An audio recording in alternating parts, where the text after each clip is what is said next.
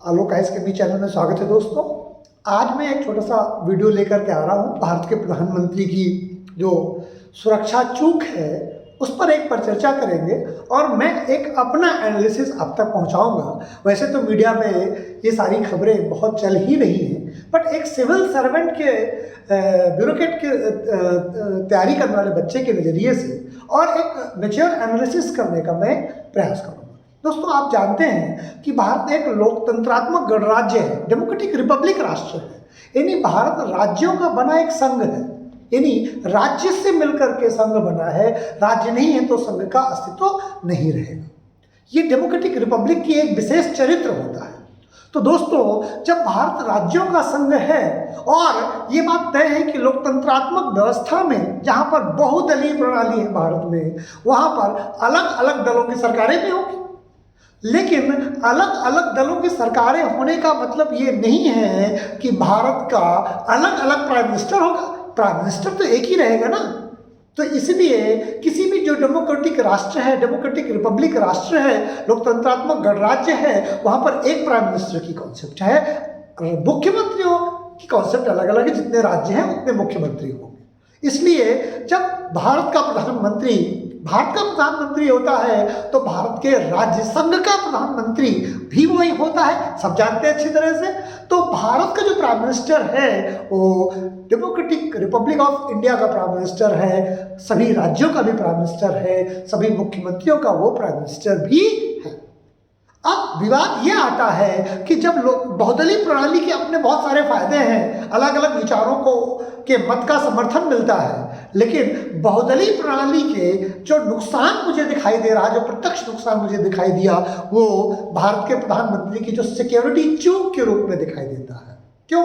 कि लोकतंत्र में अलग अलग दल होते हैं, अलग अलग दल अलग अलग विचारधारा का प्रतिनिधित्व करते हैं, लेकिन राजनीतिक प्रतिद्वंदिता इतनी बढ़ गई है इस समय भारतीय लोकतंत्र में। भारतीय जनता पार्टी या दक्षिणपंथी विचारधारा के उत्थान में जो सेकुलर या वामपंथी जो विचारधारा है, उस वामपंथी विचारधारा काफ़ी अपने आप को असुरक्षित और असहज महसूस करने लगी है। क्यों? क्योंकि जो सेकुलर विचारधारा है, जिसका नेतृत्व कांग्रेस और अन्य दल करते हैं, उनका यह मानना था कि कभी भी भारत में जो हिंदूपंथी या जो दक्षिणपंथी विचारधारा है वो शक्ति संतुलन में लोकतंत्र की चुनावी प्रक्रिया में इतने प्रचंड बहुमत से नहीं आ सकते और उस विचारधारा को ही भारत में शासन करने का अधिकार है।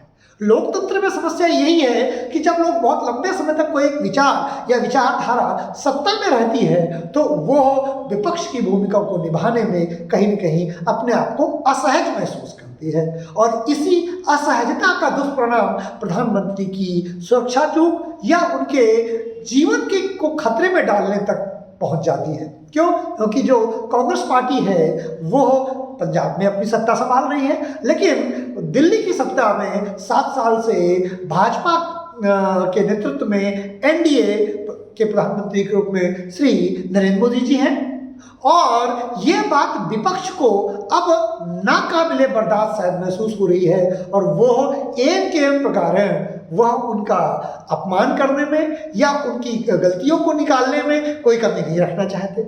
प्रधानमंत्री की सुरक्षा की जो चूक है वो भी एक यही प्रमुख कारणों में भी एक है कि हो सकता है कि ये कोई षड्यंत्र ना हो, प्रधानमंत्री का किसानों के द्वारा केवल अपमान किया जाना हो। लेकिन आप सोचिए, प्रधानमंत्री का किसानों द्वारा अपमान करने के लिए उसे पॉलिटिकली सपोर्ट करना। आप बताइए कि एक प्राइम मिनिस्टर जिस रूट से जा रहा है वहां पर किसान पहुंच गए, कुछ कांग्रेस के नेता कह रहे हैं किसान पहुंच गए तो क्या आतंकवादी हैं?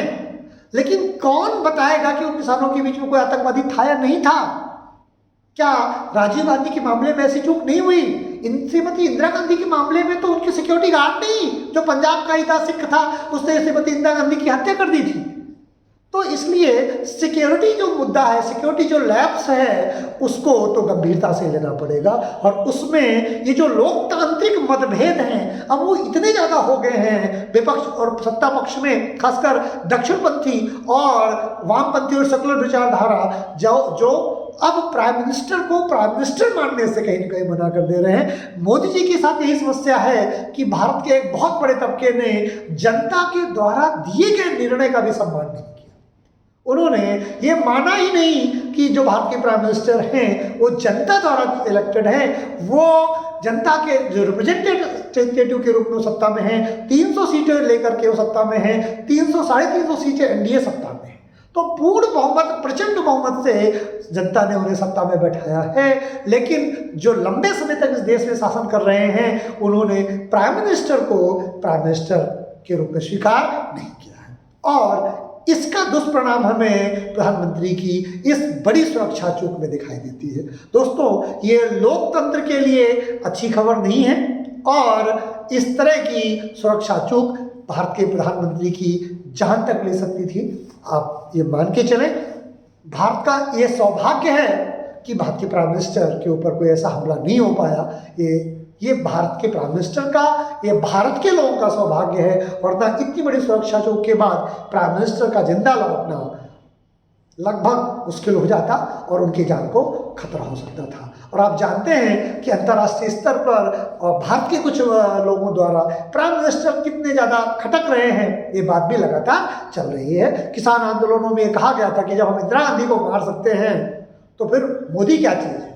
तो कहीं ये षड्यंत्र भारत के प्राइम मिनिस्टर को मारने के लिए तो नहीं रचा गया था। खैर, सौभाग्य से अब उनका जीवन बच गया है, लेकिन अब कांग्रेस की जो सत्ता में है उसको इसकी खामियाजा भुगतना चाहिए। उसे, मेरा भी अपना मानना है कि उसे उस सरकार को अब भंग करके, राष्ट्रीय शासन लगा करके और निष्पक्ष चुनाव कराने का प्रयास करना चाहिए, क्योंकि इस सत्ता के नेतृत्व में रहते हुए निष्पक्ष चुनाव की संभावना कम हो जाती है। और भारत के प्राइम मिनिस्टर की सिक्योरिटी लैप्स के बाद उस सरकार के पास नैतिक बल और लीगल जो बल है वो भी खत्म हो जाता है। और किसी आधार पर भारत के प्राइम मिनिस्टर को जब वो राष्ट्रीय शासन लगाएंगे तो ये नहीं कहा जा सकता कि उनके खिलाफ गलत कार्रवाई की गई है कांग्रेस सरकार के खिलाफ। क्यों? क्योंकि जिस राज्य में प्राइम मिनिस्टर जाते हैं उसकी एक्सटर्नल सिक्योरिटी, यानी जो सैनिटाइजेशन ऑफ रोड है, रोड को जो सैनिटाइज किया जाता है, क्लियरेंस है, एक काम वहाँ की पुलिस का होता है, एसपीजी का नहीं।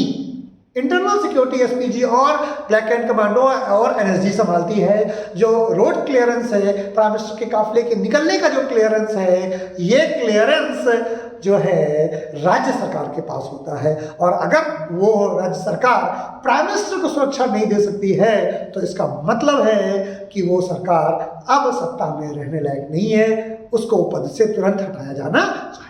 तो मैं भारत सरकार से प्रार्थना करता हूं कि अगर ये वीडियो उन तक पहुंचे तो मेरी इस रिक्वेस्ट को जरूर माने और जो चुनाव अगला है वो चन्नी और कांग्रेस के नेतृत्व में न हो करके राष्ट्रीय शासन लगा करके चुनाव को करना चाहिए, जिसमें निष्पक्ष और सही सरकार बन सके। और साथ में ऐसी सरकारों को जो प्राइम मिनिस्टर की जान को नेग्लिजेंस करते हैं, उसके साथ में उनके ऊपर कमेंट करते हैं, भद्दे कमेंट करते हैं, गलत कमेंट करते हैं, अपनी गलती को भी नहीं मानते हैं, उन्हें एक भी दिन सत्ता में रहने का हक नहीं है। इसीलिए उन्हें तुरंत कांग्रेस सरकार को बर्खास्त करना चाहिए, ऐसा मेरा मत है। और मैं इस मत को मान के चलता हूं कि इस मत को भारत सरकार को फॉलो करना चाहिए। दोस्तों, आज मैंने प्राइम मिनिस्टर के, भारत के प्रधानमंत्री पर जो सिक्योरिटी लैप्स हुई है उसको लेकर के सिविल सर्वेंट और मैच्योर लोगों के लिए मैंने एक अपना एनालिसिस व्यक्त किया है। जो सिविल सेवा के नज़रिए से आपको